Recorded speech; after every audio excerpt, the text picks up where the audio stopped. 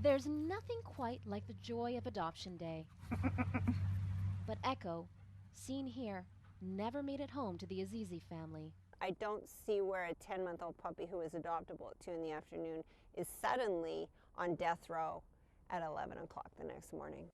The collie was put down just 5 days after the adoption papers were signed.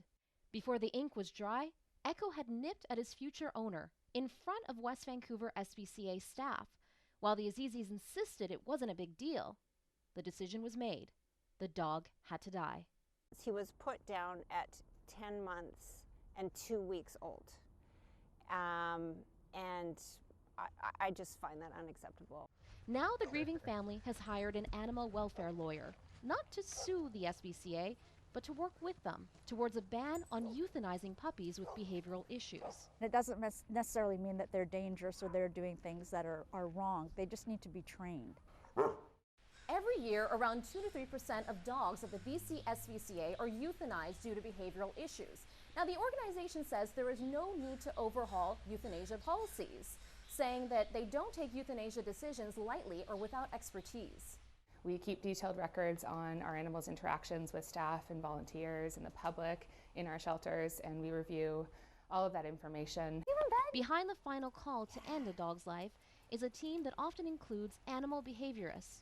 Nobody is more upset when we have to make these decisions than the staff who care for these animals every day. That pain too much for Ali Azimir Saeed.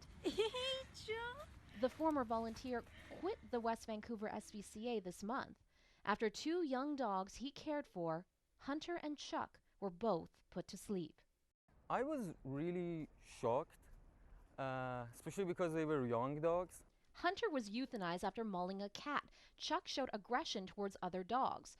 The former volunteer who wants to become a vet says they deserve special attention, not a death sentence. I felt like losing 2 good friends, actually.